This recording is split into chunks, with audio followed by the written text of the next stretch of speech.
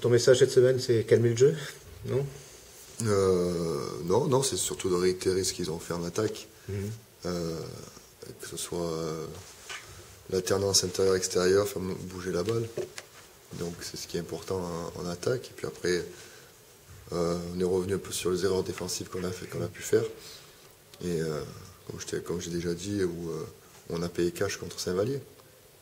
Donc voilà, les petits oublis, les petites choses qu'on avait dites qui n'avaient pas été faites. Et puis, Mais tu dis que Saint-Vallier, c'était comme bon en attaque aussi, très adroit. Oui, c'est pas que sur les défenses, c'est aussi sur leur attaque à elle. Oui, Saint-Vallier était bon en attaque aussi. Ils ont, comme je te dis, dès la petite erreur, même avec une bonne défense, ils marquaient les paniers. Donc voilà, c'était un match offensif. Que tu alors souhaitais que pas vraiment. je ne souhaitais pas trop. Ouais. Quand, de toute façon, on est un peu moins offensif, hein, a priori. Oh, quand c'est une grosse équipe, pour moi, ça fait. Pour moi, Blois est au-dessus. Après, tu as Caen et Aix-Maurienne qui sont de vraies équipes. Donc, je pense que ça va être l'équipe la plus difficile qu'on va jouer depuis que je suis là. Carrément. Ouais, Je trouve ça, par exemple, plus fort que Saint-Vallier. Oui, je le trouve plus fort, plus complet que Saint-Vallier. Ouais.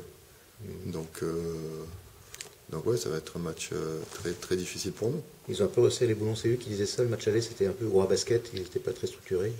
J'ai vu un début de saison assez difficile d'ailleurs, puis depuis, c'est vrai que ça a peut-être. Ils ont un mauvais départ et depuis, ils ont gagné, je crois, 10 matchs sur 13 ou un truc comme ça, non? Ouais, c'est depuis qu'ils ont changé leur requin, ils l'ont fait juste avant de vous recevoir à l'aller. Enfin, j'étais pas là, mais ils avaient pris Clark. Clark à la place de. Oui, ils ont pris. Clark, quoi. Ils ont de bons joueurs, ils ont un très bon meneur qui est le cerveau de l'équipe.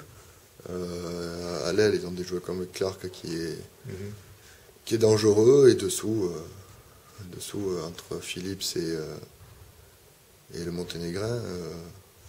Celui qu'ils ont pris, la Calassane. Ouais, c'est costaud, ça joue au basket, c'est dangereux. Pourtant, je regardais par rapport à. J'ai regardé leur nombre de victoires-défaites à l'extérieur. Ils ont gagné que 4 fois à l'extérieur. C'est pas nul, mais je veux dire, vous avez gagné autant de matchs à l'extérieur. Ils font la diff, c'est à domicile, où ils ont perdu que 2 matchs. Oui, certainement, mais ça reste quand même une grosse équipe, quoi. Donc. Et puis monter de la N2 à N1, je pense qu'il y a un pas à franchir en début de saison, c'est prendre le rythme peut-être qui est un peu différent. Ouais, mais je pense qu'ils ils ont construit l'équipe pour la N1, pour le haut de la N1, quoi. Donc.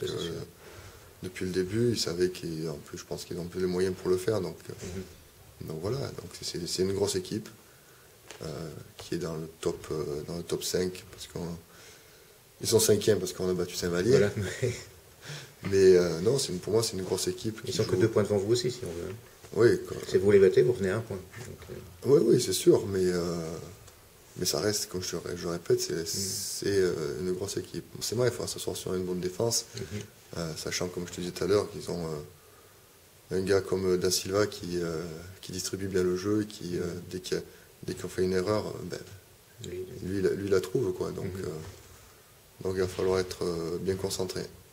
Sur un meneur comme ça, on peut essayer de mettre un peu de pression pour le faire déjouer, ou comment? Après, tu vas peut-être pas dévoiler toutes les recettes. Vous avez l'expérience, lui.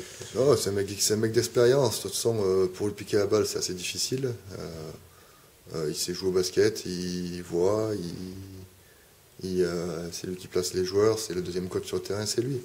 Donc c'est sûr qu'il faut, comme je disais tout à l'heure, éviter il est à 8 passes par match, donc éviter les erreurs pour justement qu'il fasse des caviars. Et c'est quoi sinon les caractéristiques de Caen? C'est tout ce que tu disais là. Voilà. Mais dans le jeu proprement dit, là tu parlais plus des joueurs. Non, comme je disais, ils ont un jeu en mouvement qui est des jeux de pick and roll, avec les joueurs comme Phillips qui peuvent s'écarter, qui peuvent shooter.